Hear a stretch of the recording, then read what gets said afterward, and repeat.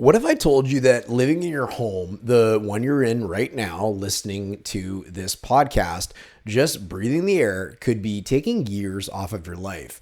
Almost 90% of lung cancer deaths are caused by smoking, but exposure to something that you likely have in your home, something you're breathing right now, is the second leading cause of lung cancer. Depending on the levels in your home right now, could be the equivalent of smoking anywhere between 4 to 12 cigarettes per day. Now, I want to know if me and my own family are exposed. So for just $50, a little test is going to let me know what's going on in my own home. And that $50 in this little test just might save my life. This problem affects homeowners and renters alike. And even more scary, it affects children the worst.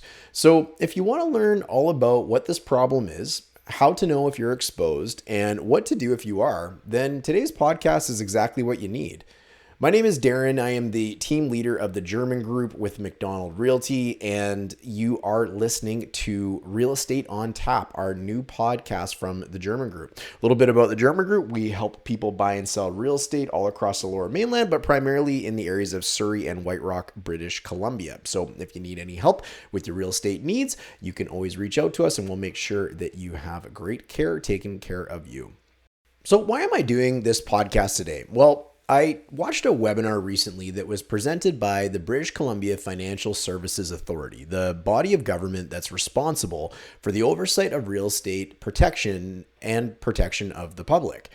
I never knew what something called radon was. It was something that was kind of new, had come onto the scene in the last couple of years in the real estate space, and is something that we had started asking many of our home sellers about, and whether they knew if radon was something that they were even aware of. That something that is inside of their home and they have to disclose it when they go to sell it to a buyer. In fact, traces of this gas called radon in someone's home could be something considered a material latent defect that is critical that it gets disclosed to a buyer to them prior to making an offer on a home that they purchase. Learning about this seems to be really important because it's not something that a lot of people are talking about. So the British Columbia Financial Services Authority, or BCFSA, did a webinar on radon gas. Because at the Germyn Group, we deeply care about the people we serve and the future people we serve, we sat in on this webinar to learn all about it, to make sure that anybody like you who is either buying or selling a home is better protected in terms of your health. Now, I was absolutely blown away by what was in this webinar, and I gotta be honest with you, it was a little bit scary. I'm going to link the full webinar in the description of this podcast, but I'm going to sum up what was mentioned in that webinar in today's audio so you can learn all about radon gas and what you need to know. The presentation was hosted by a gentleman named Dr. Dustin Pearson. He works at the Carbonell Cancer Institute and is one of the senior scientists in the Goddard Laboratory, and is the scientific operations manager for the Evict Radon National Study. His work focuses on the biology of alpha particle exposure, as well as the study of the real-time indoor aerodynamics of radon within the residential built environments. Now, that's a mouthful, but here's the thing that I want you to know. Radon is not a new thing. This is something that has more recently come to light, but it's not new. We're really just starting to understand radon better. So let's explain the problem a little bit. Dr. Pearson goes on to say in this webinar that globally, depending on where you live, there's different types of cancer that are prevalent. One of the things I think we need to appreciate is that globally, cancers are different based on where you live. If you live in North America, we have a large prevalence of lung cancer. If you're in Europe, colon cancer. Within Africa, it's pancreatic and liver cancer. In South America, it's breast cancer. And in Asia, it's ovarian, uterine cancer. Now listen to what he has to say about a 2019 study by the Canadian Cancer Society. The fact that we live in Canada, I think we're probably more interested in what's going on at home. And what we have here is statistics from a 2019 Canadian Cancer Society. What has looked at the number of cases of cancer that have occurred. And what you can see here is that lung cancer cases are quite high, but more importantly, the number of deaths that are occurring from lung cancers by far and away overshadow all other cancers. And so what this is really saying is that there's a crisis that is happening within Canada, and it has to do with lung cancer, and we need to do something about it. Lung cancer is high in Canada, but even more so, lung cancer deaths trump every other type of cancer. So naturally, you might be asking yourself, well, why is this? There's not nearly as many people smoking anymore as there used to be, let's say in the 80s or 90s. Dr. Pearson goes on to explain that cancers arrive through a variety of mechanisms and things we are exposed to throughout our lives when it comes to lung cancer. Some of these can contribute to lung cancer. Things like smoking, alcohol, molds, exposure to heavy metals, UV sunlight, hydrocarbons, PCBs, asbestos, and something called radon gas are all things that can give us cancer. But some of these help contribute to lung cancer specifically. So there's a stat that Dr. Pearson shared that I thought was incredibly interesting. Of all of the lung cancer cases diagnosed in Canada, over 5,500 of those are diagnosed in someone that has never smoked, which is obviously confusing. This gas called radon is something that is incredibly significant and something that all homeowners or renters or anybody living in a house needs to be testing for. So, what exactly is radon? Well, radon is a radioactive gas that comes from the breakdown of uranium in soil and rock. It is invisible, odorless, and tasteless. When radon is released from the ground from the outdoor air, it is diluted and is not a concern. However, in enclosed spaces like homes, it can accumulate to high levels and become a risk to the health of you and your family. Radon is radioactive, which sounds scary enough. And when it emits radioactivity, which is known as something called an alpha particle, this alpha particle moves at half of the speed of light and has enough energy and momentum to physically dent bulletproof plastic. Now, that's a lot of energy. And you can imagine that going into your lungs. And we're not only just being exposed to the radiation that comes from radon, but as well as the toxic and lead byproducts. So having an understanding of this, we know that radon causes lung cancer, and overwhelmingly, our largest source of radiation exposure actually comes from radon. So how are you being exposed to radon, you ask? Well, just by living and breathing the air in your house. And what's more is that we live in these boxes that are built on top of the ground that can actually concentrate radon to unnaturally high levels. If you were just living outside, radon actually dilutes down to essentially nothing, and it's not a problem. But as our homes create a pressure differential, they can draw in radon, concentrating at naturally high levels and exposing us to this type of radiation. And we can see this in real time. What you see here on the right is a video a mitigator has taken. They've put a tracer gas into the soil around the house. And as that home is naturally breathing, it's pulling in that tracer gas through cracks in the foundation, really exemplifying that, yes, indeed, your house, your property pulls in soil gases. Now, the average length of stay in a Canadian home, whether you're a renter or somebody that owns the property, is usually somewhere between 5 or 10 years until you move on to the next property. But what happens if you're exposed to radon for only 5 to 10 years? Or what if you're exposed to radon now and you end up moving to another home that is all exposed to radon? What about over the course of your lifetime if every single place you live is exposed to this dangerous gas? Well, there's a pretty good chance that you have been exposed to it and you are currently being exposed to it. In fact, 16% of the homes tested in British Columbia have higher amounts of radon, which is considered by Health Canada to be detrimental to your health. That's 1 out of 6 homes that have been tested in BC. And in the Pacific, in BC, we're seeing still 16%. That's about 1 in 6 homes. So this isn't a minor amount of homes that are above that Health Canada limit. So it is something that we need to be keeping in mind. And as we compare Canada globally, Canada has a huge amount of radon exposure.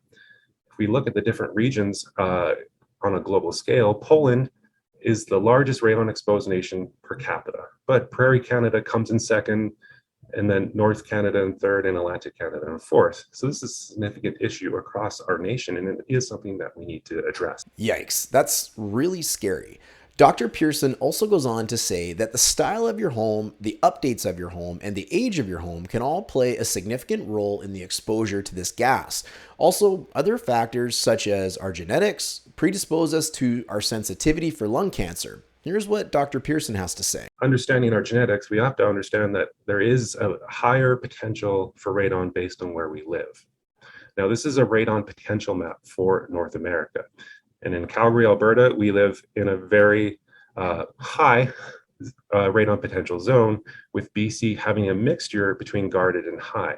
But what's important to note, and what I think our data shows quite clearly, is that although you might live in a guarded area, for example, that doesn't preclude your home from having high radon, because it is how your home is built that actually can affect your radon concentration. This exposure can be mitigated based on how our homes are built, which is great for new construction. But here's the problem. What if you live in an older home? Well, naturally, you would want to know if you're exposed to the gas and also what you could do to mitigate your exposure to radon. I don't want to keep you up tonight fearing that something might be happening in your home. Let's talk about some solutions to this problem. What can you do today if you check your home to see if it's safe, and if it's not, to mitigate the problem? If you find out that your home indeed does have high concentrations of radon gas, there is a solution to this, and you just have to get your home tested to find out. We're not going to get into how this test works specifically, but the good news is that it's cheap and it's reliable, and it's something that you can get really good data from. In fact, jumping online, you can find a cheap radon test at Home Depot for under $20, or you can do exactly what I did in my own home and pick up a test from the Evict Radon National Study for about $60. All Evict Radon National Study tests include rigorous quality controls so that you and their research team have high confidence that all the radon readings are reliable, precise, and accurate. It includes free shipping, free return shipping, and depending on the time of the year that you test, your results can be back anywhere between the 3 to 6 months from when you begin testing. I started testing my own home in the summer of 2024, and because it did it in the summer, I ended up waiting 6 months before submitting my test back to Evict Radon. So you get your test back, and what do you do with it then? What happens if after you get your results from this study, if your levels are low? Well, the good news is you don't have to do anything. You really don't have to worry about it. You can retest in about 5 or 10 years. But what if your levels are high? Well, there's a certified way of lowering those levels today. So I'm sure this is all probably a little overwhelming, but don't worry, it's all going to be okay, because there is a solution to this problem. First of all, and like I've mentioned, you just need to get your house tested. The test is cheap, it's reliable, and you get good data from it. If your levels are low, don't worry about it. Retest in about 5 to 10 years. If your levels are high, there is a certified way of lowering that. That's their process called sub-slab depressurization, or mitigation. Essentially what they do here is they drill a 5-inch hole in your foundation floor, and then they determine how hard your home sucks on the ground and put a fan in to offset that pressure differential. That fan then exhausts the outside and basically provides a path of least resistance for that radon to go out. The average cost of a mitigation in Canada is between $2,500 and $3,500. So it's a cost of a small renovation, but in terms of the cost of getting lung cancer, I think this pales in comparison. And mitigation works. Here in red, what you see is homes pre-mitigation, with some homes over 3,000 becquerels per meter cubed. After mitigation, they dropped well below that 100 becquerel per meter cubed limit. So it really suggesting that this is an effective solution to the problem of radon. And we can see this in real time. So using an electronic radon detector, this particular participant in our study decided to get their house mitigated. And as soon as they turned on the switch, that radon flatlined. So my recommendation for you is to consider getting this test kit, whether it be one from Home Depot, evictradon.org, or any other facility or company that might offer these. With this little test kit, which is about the size of a pack of mints or something like that, it's really not very big.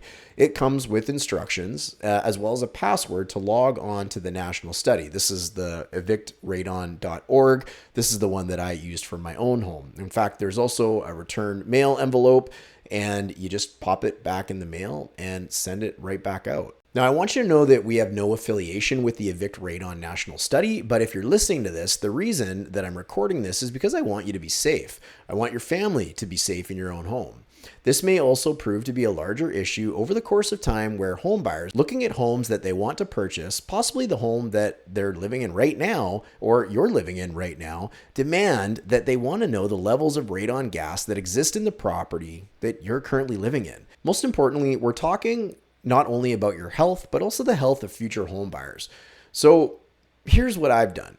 I've sent out my test after 6 months and I'm just waiting to get it back.